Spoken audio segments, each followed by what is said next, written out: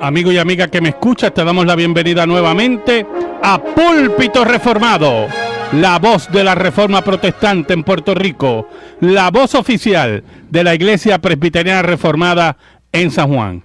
Te habla el reverendo Carlos Cruz Moya y te invitamos a que te quedes con nosotros en la próxima hora para que escuches palabra de Dios, la palabra que no se equivoca, la palabra que no vuelve atrás vacía, esa palabra que como espada de dos filos penetra hasta lo más profundo del corazón del hombre y la mujer. En esta hermosa noche en San Juan de Puerto Rico, hoy 31 de octubre, celebramos el 498 aniversario de la Reforma Protestante y vamos a discutir aspectos de la Reforma Protestante. Así que amigo y amiga que me escucha, busca tu Biblia, la palabra de Dios, la única regla de fe y conducta para discutir este tema tan interesante. Esta hermosa noche, 31 de octubre, celebramos el Día de la Reforma Protestante. Vamos a hablar de diferentes aspectos de la Reforma Protestante, recordando que hace 498 años Dios llamó a un grupo de hombres y mujeres para que fueran testigos de Jesucristo en el siglo XVI. Y dentro de 2 años vamos a estar celebrando a nivel mundial el 500 aniversario de esa Reforma Protestante. Mandamos un saludo desde este micrófono a nuestro representante allá en Panamá, hermano Pablo Batista, que nos está escuchando en Panamá, el que nos ayuda a transmitir todos estos programas para toda Latinoamérica. Y un abrazo y un saludo desde acá, desde Púlpito Reformado. Me acompaña en esta noche el hermano y seminarista Andrés Martínez. Dios bendiga a todos los que nos oyen. Y un servidor, el reverendo Carlos Cruz Moya. Así que amigo y amiga que me escucha, busca tu Biblia. Vamos a hablar un poco hoy de la Reforma Protestante, diferentes aspectos de la Reforma Protestante. Y buscamos Efesios, capítulo 1, versículos del 3 al 6. Efesios 1, del 3 al 6. Dice así la Escritura: Bendito sea el Dios y Padre de nuestro Señor Jesucristo, que nos bendijo con toda bendición espiritual en los lugares celestiales en Cristo, según nos escogió en Él antes de la fundación del mundo, para que fuésemos santos y sin mancha delante de Él, en amor, habiéndonos predestinado para ser adoptados hijos suyos por medio de Jesucristo, según el puro afecto de su voluntad, para alabanza de la gloria de su gracia, con la cual nos hizo aceptos en el amado. Amén. En esta noche, hermanos, queremos tocar algunos aspectos de la Reforma Protestante, pero desde la perspectiva de la historia de la Iglesia, porque tenemos que entender que la Reforma, el movimiento reformado, iniciado por Martín Lutero sin esa intención, ¿verdad? Porque la intención de Lutero con las 95 tesis era más bien levantar una discusión teológica dentro de la iglesia, Andrés. Ciertamente, no tenía eso ni siquiera en mente, no le pasó nada. No había un plan predeterminado para ello. Por eso que las 95 tesis fueron escritas en latín, porque era una discusión teológica, era una discusión de monjes, ¿verdad? Como decían otros. Y dice que el clavarlas en la puerta era costumbre cuando se iba a entrar en una... Exacto, en una controversia. Sí. O que se quería discutir algo, ¿verdad? Y se buscaba ese tipo de discusión, bien una discusión teológica. Pero es importante que veamos que los reformadores recogen el pensamiento histórico de la iglesia, que Roma, la iglesia católica romana, había abandonado o había ese aspecto histórico de la iglesia en los concilios, que vamos a discutir en esta noche. Roma empezó a adherirle diferentes dogmas y doctrinas que oscurecieron la verdad del concilio, ¿verdad? Y estamos hablando de la lucha entre Pelagio y Agustín. Pelagio, que era un monje británico, apelaba al concepto, él tenía un concepto que el hombre tenía un libre albedrío para escoger a Dios, que tenía la capacidad de escoger a Dios, que el hombre nacía prácticamente en una neutralidad y podía inclinarse al bien o al mal, y prácticamente lo que estaba presentando es un evangelio de obras, ¿verdad? Humanista totalmente. Totalmente. Agustín se levanta en contra de Pelagio con las doctrinas de la gracia. Estamos resumiendo, ¿verdad?, todo esto, porque en una hora pues no nos da. Se levanta predicando y enseñando las doctrinas de la gracia y escribiendo tratados conocidos históricamente como los tratados antipelagianos y los tratados sobre la gracia. Y Agustín apelaba a la gracia de Dios y apelaba a la doctrina de la predestinación y de la salvación por gracia para contrarrestar los conceptos de Pelagio de una salvación prácticamente por obras, por esfuerzos humanos, y que estaban centralizadas en el hombre. Esos aspectos, hermanos, y aquí es que entramos en el meollo de la discusión. Pelagio tuvo un discípulo muy eficiente que introdujo el sistema pelagiano a las iglesias de África, al norte de África, donde trabajaba principalmente Agustín, donde estaba el trabajo de Agustín, y ese discípulo fue Celestio. Y Celestio, mientras Pelagio fue a Palestina a predicar su sistema de obras, Celestio estaba al norte de África, también presentando el pelagianismo, que es una doctrina de hombre, ¿verdad?, que reclamaba el libre albedrío, las obras, los esfuerzos para la salvación, negaba la gracia de Dios como un medio de salvación. Como necesario. Exacto. Y era centralizada en el hombre. ¿Qué ocurre? En el año 412, en el concilio de Cartago, mejor dicho, Celestio fue declarado hereje, y es interesante porque él estuvo presente allí o supo del concilio, pero aparentemente estuvo presente. Él se negó a retractarse. Él mantuvo las posiciones pelagianas y entonces el concilio decidió pues excomulgarlo. Entonces, al mismo tiempo, Pelagio fue acusado de hereje ante los concilios de Jerusalén y el concilio de Dióspolis, que es también en Palestina. Pero en una forma, ¿verdad?, una forma magistral, él empezó a dar unos discursos que prácticamente convenció a los jueces del concilio y lo declararon absuelto y no lo condenaron como hereje. Pero en el año 416, en los sínodos de Mileve y Cartago, fue condenado como herejía el pelagianismo.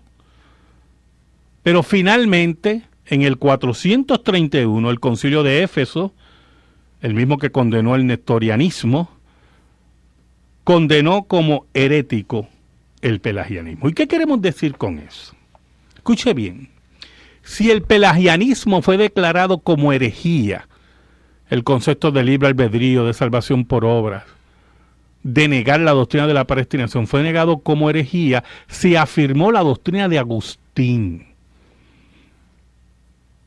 Y la doctrina de Agustín, que era salvación por gracia, resumiendo, ¿verdad?, y se hablaba de la predestinación, era el pensamiento ortodoxo de la Iglesia, declarado en el siglo, ¿verdad?, V como ortodoxo.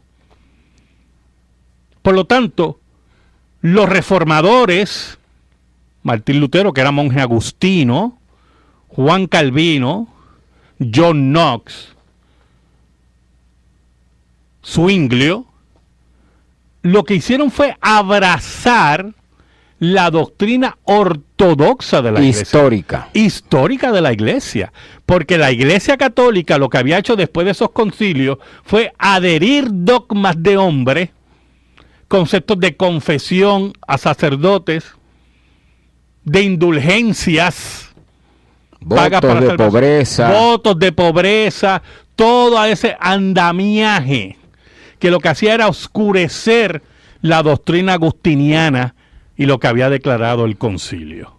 Por lo tanto, los reformadores, Martín Lutero, Juan Calvino, lo que hicieron fue recoger nuevamente la batuta de los concilios del siglo V, la batuta ortodoxa que Roma había oscurecido con su evangelio de obras, y habían levantado la llama nuevamente de ese evangelio. En ese sentido, los reformadores siempre recalcaban que ellos no habían fundado ninguna iglesia nueva, que lo que querían era volver ¿a dónde? A la iglesia, a las doctrinas y a la iglesia. A la doctrina histórica de la iglesia, ¿verdad? Pero ¿qué pasaba?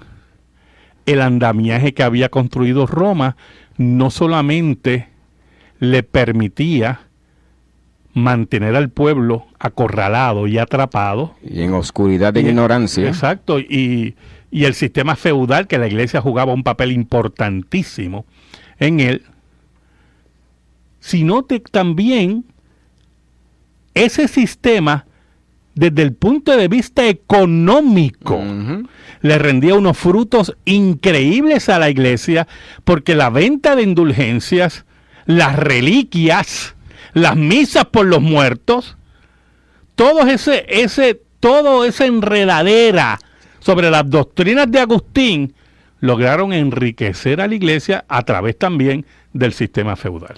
Y que la Basílica de San Pedro se tenía como propósito para la colección del dinero, diciendo que una vez se donara el dinero, la iglesia tenía el poder, ¿no?, de sacar a las personas del purgatorio del infierno. Claro, porque estábamos ya ante un papa del Renacimiento, que era León X, y León X, para terminar la construcción de la basílica, permite la venta de indulgencia. ¿Y qué era la venta de indulgencia? Bueno, la iglesia, según la doctrina, tenía un tesoro de obras que acumulado, y de ese tesoro, que eran beneficios de salvación, ¿verdad?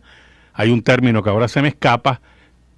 Se podía entonces entregar al pueblo por ofrendas monetarias para que el pueblo tuviera indulgencias para su purgatorio, para salir del purgatorio. Y usted podía comprar también indulgencias de ese tesoro que tenía la iglesia, ¿verdad? Tesoro de buenas obras, de buenas obras. Un banco de buenas obras. Exacto, para que sus familiares también pudieran salir del purgatorio. Eso señala el poder que se tenía sobre las conciencias. Óigame, una mano poderosísima. No solamente en esta vida, sino en la venidera. Exacto, en la venidera. Sí. Entonces, los reformadores vieron que la Iglesia Católica Romana se había alejado del sistema histórico, de las doctrinas bíblicas históricas establecidas como ortodoxas en los concilios que acabamos de declarar. Y los reformadores lo que hicieron era volver a esos concilios y que la iglesia se reformara y sacara de su andamiaje toda esa basura. Sí, que no, el objetivo no era dividir la iglesia ni crear ningún cisma, sino sencillamente, precisamente reformarla. Tenemos que volver a las raíces. ¿Y qué pasa, hermano? Pues había un problema. Hay un aspecto que la gente, muy pocas personas conocen. Antes de las 95 tesis de Lutero, un tiempo anterior a esas 95 tesis, había escrito otro documento, que eran las 97 tesis. Esas 97 tesis más bien atacaba la doctrina aristotélica de la iglesia. Mira, el concepto aristotélico de interpretación y de salvación y de cosmovisión más bien de la iglesia. Es increíble porque esas 97 tesis, que en español tenemos 2 o 3 traducciones no completas, tocaron el meollo doctrinal de la iglesia y no hizo ningún revuelo de ninguna clase. Pero cuando Lutero escribe las 95 tesis, no tocó el cerebro de la iglesia, no tocó la doctrina de la iglesia en el sentido intelectual, tocó el bolsillo y el estómago de la iglesia. Porque las 95 tesis iban contra las indulgencias y la venta de indulgencias y lo malvado y la maldad que había detrás de la venta de indulgencias. Y ahí la iglesia se levantó porque le tocó el bolsillo, porque le tocó el estómago. Y ahí vemos cuán enraizada estaba Roma con el dinero. Cuán enraizada estaba Roma con obtener ganancia de los pueblos para mantener su estatus, ya un estatus que estaba moribundo. El sistema feudal ya estaba moribundo y estaba entrando ya el sistema capitalista, ¿verdad? Pero ellos querían mantener esos beneficios económicos, y Martín Lutero lo que quería era una discusión cómo se unían los beneficios económicos a la salvación. Cómo era posible que se atreviera a vender la salvación a los fieles por dinero. Esa discusión de parte de Martín Lutero buscaba regresar, como dije anteriormente, a las doctrinas ortodoxas de la Iglesia, de la salvación por fe y de la doctrina de la predestinación y de la caída irremediable del hombre. Es bueno señalar que si había un buen cristiano en esa época, era Martín Lutero, que lo que le decían que había que hacer para satisfacer a Dios, él no tenía reparo en eso y tiraba para adelante a hacer lo que fuese. Exacto. O sea, que no estamos hablando de un rebelde ni de un hereje, sino un hombre que estaba... Un hombre sujeto a la iglesia, claro, monje agustino, ¿verdad? Con sus votos, pero en una búsqueda espiritual. Esa búsqueda espiritual de Lutero lo llevó a lo que se conoce como la teología de la cruz, ¿verdad? ¿Por qué? Porque la teología de la cruz le enseñó que esto no es por bolsas de florines, que era la moneda de aquel tiempo, ¿verdad? Por bolsas de dinero, por esfuerzos humanos, sino que la cruz, el Gólgota, era suficiente. Vamos a seguir discutiendo este tema más adelante.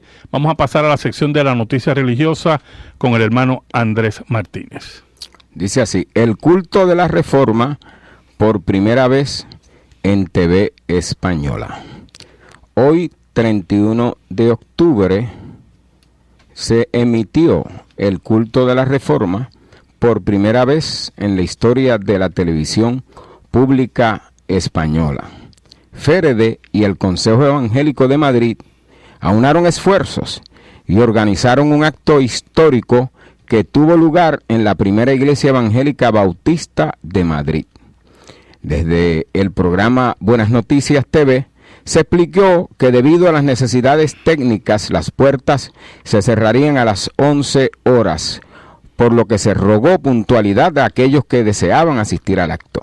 En este evento conmemorativo del Día de la Reforma, el teólogo pastor evangélico José de Segovia realizó una breve exposición histórica de la Reforma. El psiquiatra y conferencista internacional Pablo Martínez tuvo a su cargo el mensaje bíblico y el Coro Evangélico Unido de Madrid, el cántico congregacional. Además, las distintas oraciones contribuyeron, y las lecturas, a enfatizar las creencias centrales de la Reforma protestante, que son sola Escritura, sola fe, sola gracia. José Pablo Sánchez, director de Buenas Noticias TV y presentador del acto, destacó el avance en la libertad e igualdad religiosa en España que derivan de esta concesión por parte de TV Española, y anima al pueblo evangélico español a disfrutar de esta celebración. Asimismo, considera que este 31 de octubre puede ser una oportunidad única para compartir con familiares y amigos las buenas noticias de Jesucristo. Amén. Tremenda noticia, ¿verdad? ¿Quién esperaría que en España? Mire, España durante la Reforma fue uno de los grandes enemigos de los reformadores. Y tuvo un rey, Felipe II, que era un asesino de protestantes. Y España se iluminaba con las hogueras y los autos de fe, como se llamaban, para quemar a los herejes. Ahí se implementó, me parece que de manera particular, la contrarreforma. Exacto, muy bien, porque el cardenal que era el confesor de la reina Isabel, era también, quería reformar la iglesia, pero el concepto de reformar la iglesia, y esto es muy importante, ¿verdad? Para él reformar la iglesia era en forma administrativa. Ese era el tipo de reforma, no era una forma doctrinal, no era profundizar en esa forma doctrinal, sino que la administración de la iglesia fuera transparente y que no hubieran robos, ¿verdad? Que no hubiera venta de posiciones como ocurrían en Roma, ¿verdad? Y en eso consistió la reforma, y ¿verdad? En España, y que se convirtió también, lo que tú muy bien mencionaste, como la contrarreforma. Y Felipe II era un enemigo declarado de la reforma protestante, perseguía y asesinaba a los protestantes en España, quemaban Biblias. Pero mire, cada vez que usted agarre, mire, su Reina Valera, esa es la derrota de Felipe II. Y cuando vemos esa noticia que se celebra el 31 de octubre en televisión española, bendito, es sobre la tumba de Felipe II que se declara el reino de Dios. Porque así es esto, hermano. Dios es el que controla. Dios es el que reina. En ese sentido, y en esa línea, hermano, tenemos que observar algo muy importante de aplicación al siglo XXI. Como hemos dicho, los reformadores lo que hicieron fue revivir el mensaje de los apóstoles y revivir la doctrina ortodoxa aprobada en los concilios contra el pelagianismo. Por lo tanto, la proclamación de los reformadores fue una proclamación que era volver a la doctrina apostólica y a las doctrinas conciliares y derrotar, como dije anteriormente, todo el andamiaje que había creado Roma alrededor de esas doctrinas, para que las oscurecían, ¿verdad? Y las tornaban inservible ante la gran maravilla que era la gracia. ¿Y qué queremos decir con eso? ¿Qué queremos enfatizar en esta noche?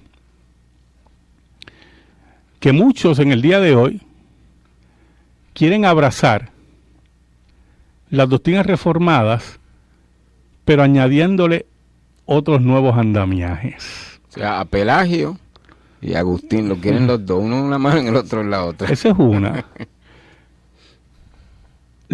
Vemos también los intentos que hacen que atentan contra las olas de la reforma.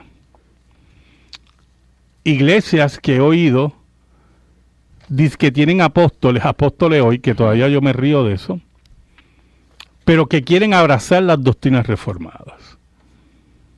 Una cosa no va con la otra. Ese andamiaje lo que hace es oscurecer,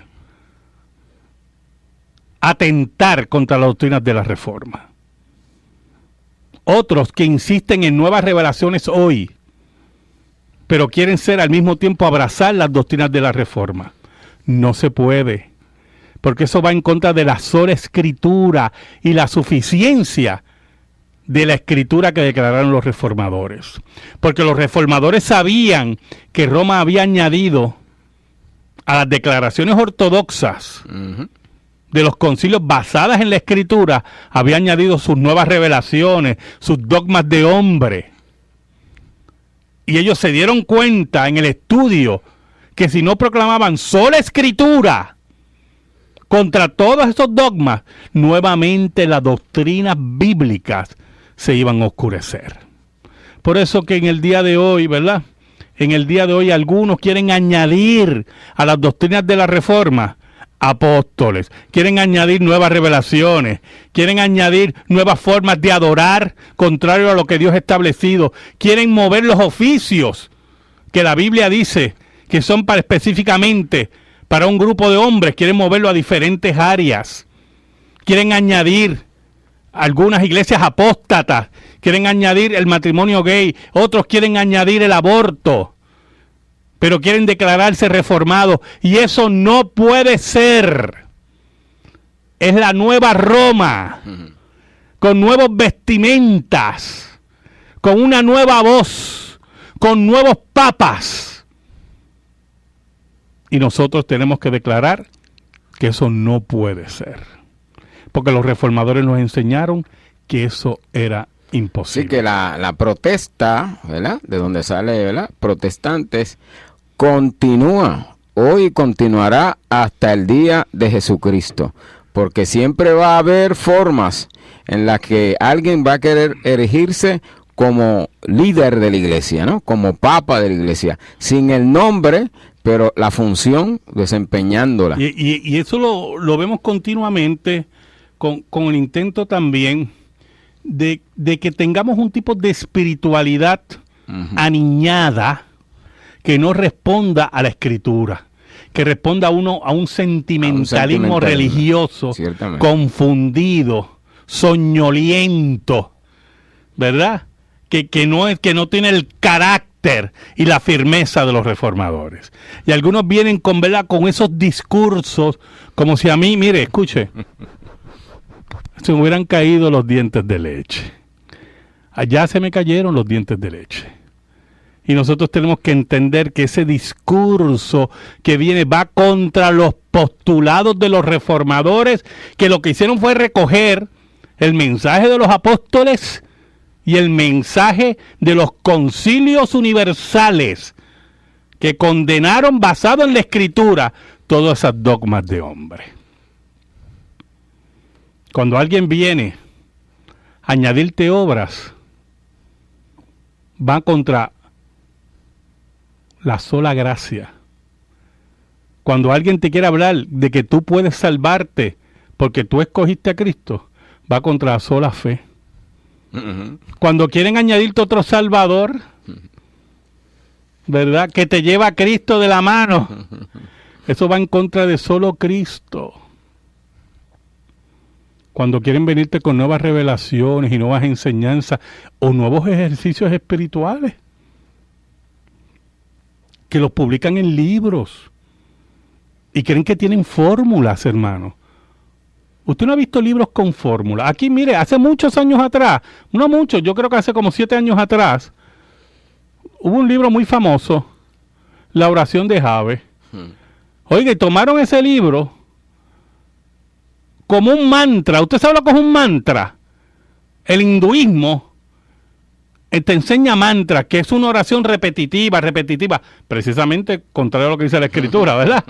Repetitiva. Entonces creían que con la oración de Jabez, que está en la Escritura, podían hacer un mantra. Superstición por completo. Y va todo eso en contra de las doctrinas de los reformadores. ¿Por qué? Porque nosotros no creemos en mantras ni en fórmulas. Nosotros creemos en el Gólgota. Y la vida espiritual, la verdadera vida espiritual, surge del Gólgota y de la ascensión de Cristo, porque eso permite que el Espíritu Santo llegue a la vida del creyente. Y el Espíritu Santo, como nos enseñó Calvino, nos lleva ¿a dónde? A la Escritura. Porque la Escritura es la voz del Espíritu, es la espada del Espíritu, y nunca el Espíritu Santo va a ir en contra de la Escritura. Pero cuando vienen con los mantras, cuando vienen con los superapóstoles, cuando vienen con las nuevas indulgencias del Evangelio de la prosperidad, de mandar ofrendas para bendiciones, de comprar bendiciones, de doctrinas de siembra, de doctrinas de explotación, para tú comprar tu bendición. Hemos vuelto a Roma y a la predicación de Roma, y los reformadores condenaron eso porque está condenado por la Escritura. Aquellos que quieran seguir ese camino, es el camino de Roma y es el camino de condenación. Porque le hemos dado las espaldas al Cristo bíblico y a la doctrina apostólica para abrazar doctrinas de hombres disfrazadas de otros nombres pero es la misma doctrina pelagiana que posteriormente Roma glorificó con todo el andamiaje religioso que creó. La libertad que produce el resultado de creer en sola escritura, lo que ella dice, lo que nos han enseñado los apóstoles y los reformadores, eso es una clase de libertad que tú te das cuenta que todas las estaturas estas de largas oraciones, de ayuno, interminables, todas esas cosas, ese sentimiento de tanta culpa porque tú no hiciste aquella cosa que dijo tal o cual que hiciera, y entonces te cargan la conciencia de muchas culpas que tú no te puedes librar si no vas a la sola escritura. O de formulita, como dice, mira, tú sabes lo que me funcionó a mí. Sí. Usted ha oído a los creyentes, tú sabes lo que me funcionó a mí. Tú lo que tienes que hacer. ¿Cómo que lo que tú tienes que hacer? ¿Qué dice la escritura? ¿Qué dice la Biblia? Aquí no hay fórmulas de ninguna clase. Es la escritura la que manda aquí. Es la libertad de la superstición. Si nos vamos por la línea de la libertad que el hermano Andrés aquí nos menciona, que es muy importante para la reforma, los reformadores liberaron a Europa. Claro que sí.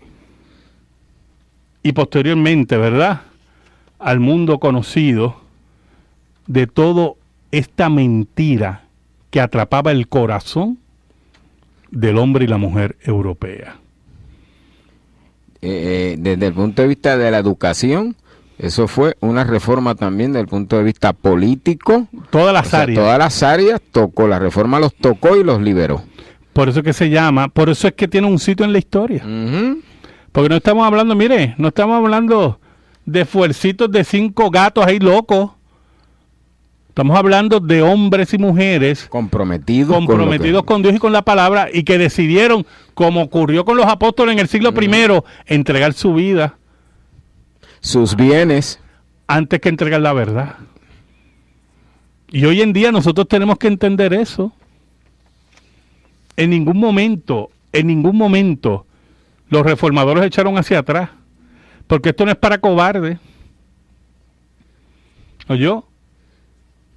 Esto no es para niños. La hora de pensar como niños ya pasó. Ahora es que se sabe quiénes son los hombres y mujeres. Y los reformadores entendieron eso. Y los que decidieron abrazar la palabra de Dios entendieron eso también. Y enfrentaron esa hora. Por eso hoy algunos nos quieren esclavizar con sus dogmas de hombre nuevamente. Y sus búsquedas de bendiciones por dinero. O nuevos apóstoles que creen que necesitan una fidelidad especial a ellos. Nuevos papas. O mire, predicadores y apóstoles que tienen guardaespaldas. Mire, eso a mí me da tanta gracia. Yo me burlo en esta noche. Me burlo de todos esos predicadores acomplejados y falsos maestros y falsos profetas que hacen pagar a sus iglesias guardaespaldas como si ellos fueran el presidente de Rusia o el presidente de Estados Unidos.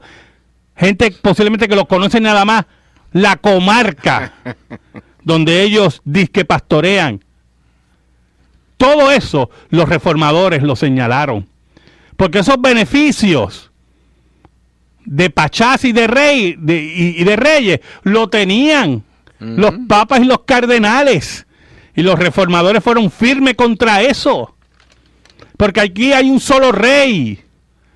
Y ese se llama Jesucristo, el Hijo de Dios.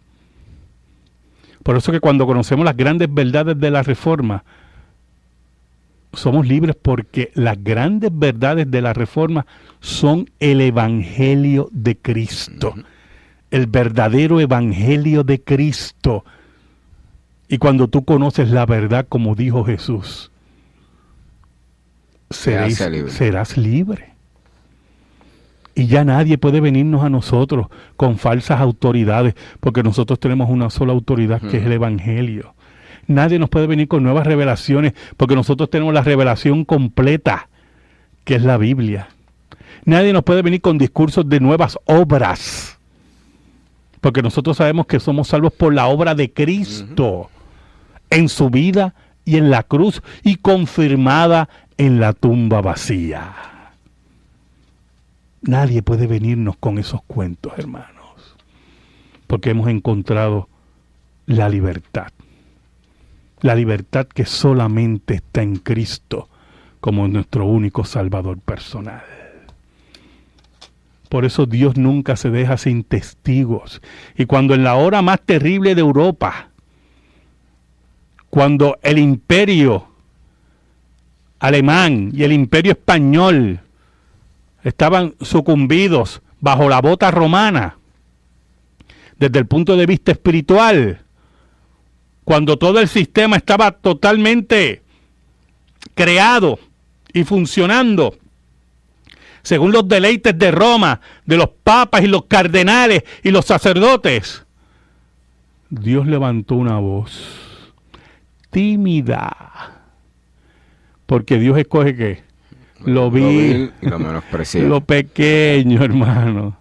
Y un monje, sacerdote, pequeño, allí alemán, con voto de pobreza, con solo la intención de una discusión teológica, comenzó lo que mismo dice Martín Lutero: este tumulto lo empezó Dios. Y ese tumulto se regó desde Alemania a Francia, a Suiza, a Inglaterra, a Ginebra, a Holanda, a toda Europa. Y donde más eran perseguidos los protestantes, allí la palabra de Dios era proclamada. Porque Dios nunca se deja sin testigos. Que nada podemos contra la verdad. Nada podemos contra la verdad. Por eso en esta noche damos gloria a Dios. Toda la gloria sea para Dios, como proclamaron los reformadores. Como nos enseñó Juan Calvino, toda la gloria sea para Dios. Porque solamente Él controla todas las cosas. Y no hay reino en este mundo que pueda detener el avance de la iglesia de Cristo. Puede haber horas oscuras, pero nunca, hermano, Dios pierde el control. Escríbenos. Púlpito Reformado, P.O. Box 363864, San Juan, Puerto Rico 00936. Púlpito Reformado, P.O. Box 363864, San Juan, Puerto Rico 00936. Si te interesa que este programa de radio se mantenga en el aire, puedes enviar tu ofrenda a nombre de la Iglesia Presbiteriana Reformada a la misma dirección.